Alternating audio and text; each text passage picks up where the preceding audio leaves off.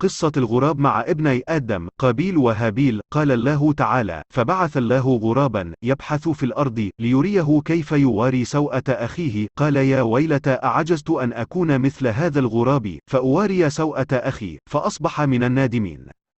الحديث على لسان غراب ابني آدم. كنت شاهد الإثبات الوحيد في أول جريمة قتل ترتكب على الأرض، شاهدت أول دم إنساني يسفك غدرا، وكنت أعرف أن الله سبحانه وتعالى يسمع ويرى ويشهد. أعرف أن الشيطان هو السبب، فما أغرب تصرفات الشيطان، وما أسهل انقياد أبناء آدم له. ما أغرب هذا النوع المسمى بالإنسان، يحبون الله ويعصونه، ويكرهون الشيطان ويطيعونه. فما أكثر تناقضات الإنسان، وما أعظم رحمة الله بهم.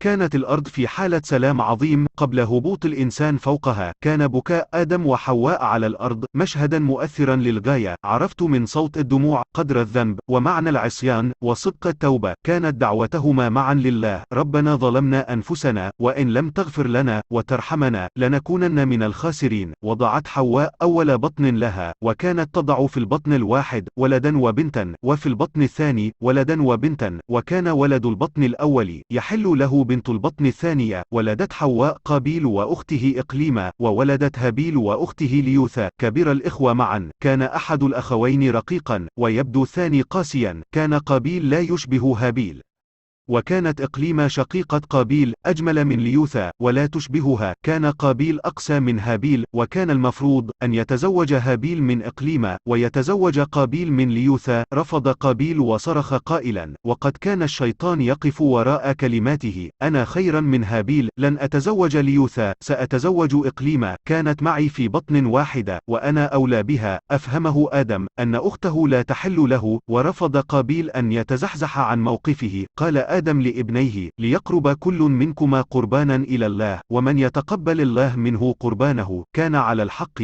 وتنحى آدم عن الفصل بينهما، وترك ذلك للسماء. جاء هابيل يحمل أسمن كباشه، ووضعه على الجبل، وصلى لله تعالى أن يتقبل منه. وجاء قابيل بقمح لم يزل أخضر في سنابله ولم ينضج بعد، وقدمه قربانا ومضى. وقف الشقيقان بعيدا. هبطت من السماء نارا أكلت قربان هابيل، فكانت إشارة إلى القبول. صرخ هابيل وحمد الله، وصرخ قابيل: لأقتلنك. قال هابيل لقابيل: إن الله يتقبل من المتقين، لئن بسطت إلي يدك لتقتلني ما أنا بباسط يدي إليك لأقتلك، إني أخاف الله رب العالمين، إني أريد أن تبوء بإثمي وإثمك فتكون من أصحاب النار، وذلك جزاء الظالمين. انصرف هابيل مع زوجته إقليما، تزوج وعاش أياما، وقد ظهرت عليها أعراض الحمل. في نفس الوقت كانت نفس قابيل قد طوعت له قتل أخيه. استلقى هابيل على الأرض بعد عمل يوم شاق، واستغرق في النعاس. انحدرت الشمس نحو الغرب، وكان قد مات حمار في الغابة، فشربت الأرض دمه. أكلت السباع لحمه، وأكملت النسور ما تبقى منه، وبقي فكه العظم ملقى على الأرض. حمل قابيل أول سلاح في الأرض، وراح يمضي باحثا عن أخيه، فوجده نائما. استيقظ هابيل وفتح عينيه. ارتفعت يد قابيل بالفك العظمي، وهوت بسرعة. انبثق الدم من وجه هابيل، وملأ صدر قابيل. عادت اليد الآثمة تهوى على الوجه الطيب. وفي الضربة الخامسة ارتطمت يد قابيل بطين الحقل. سكنت حركة هابيل، وأيقن قابيل أن أخاه قد مات. جلس واجما أمام ضحيته، لا يعرف ماذا يفعل به، ولا يعرف كيف يتصرف.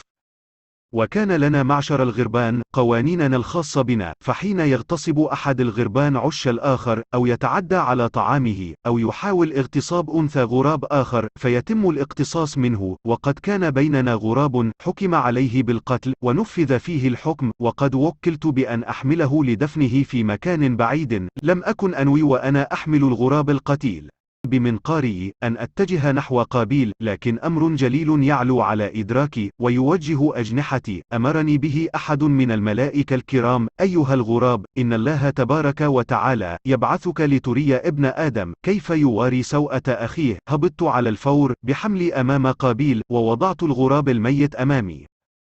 ورحت أحفر الأرض بمخالبي ومنقاري، سويت أجنحة الغراب الميت إلى جواره، رفعته بمنقاري في لحده، وصرخت صرختين قصيرتين، ثم هلت التراب عليه، نظرت لابن آدم، وبعدها طرت في الهواء، سمعت وأنا أطير مبتعدا في السماء قول قابيل: يا ويلتى أعجزت أن أكون مثل الغراب فأواري سوءة أخي. وكانت صرخة قابيل تحترق بالندم. أكانت صرخة ندم لأنه جهل كيف يدفن أخيه، أم كان نادما لأنه قتله بغير حق؟ لا أعرف. كل ما أردت أن أعرفه هو حال زوجة هابيل حين عرفت أنها تنتظر الوضع. أردت أن أطمئن على الجنس البشري وأتأكد أنه ينحدر من صلب رجل كريم يخاف الله. أعرف أن أبناء قابيل القاتل سيملؤون الأرض، وأعرف أن الصراع لن يتوقف بينهم وبين أبناء الشهيد الطيب، وربما تكررت مأساة الأب مع الأبناء.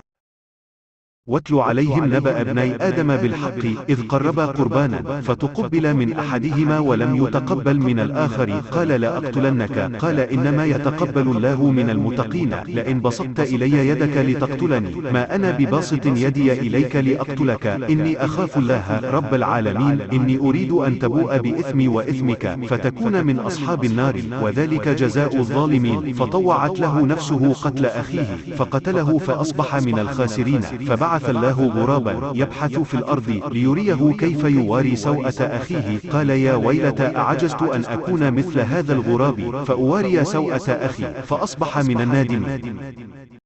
أحبتي، فقد أنشرها من باب بلغوا عني ولو آية.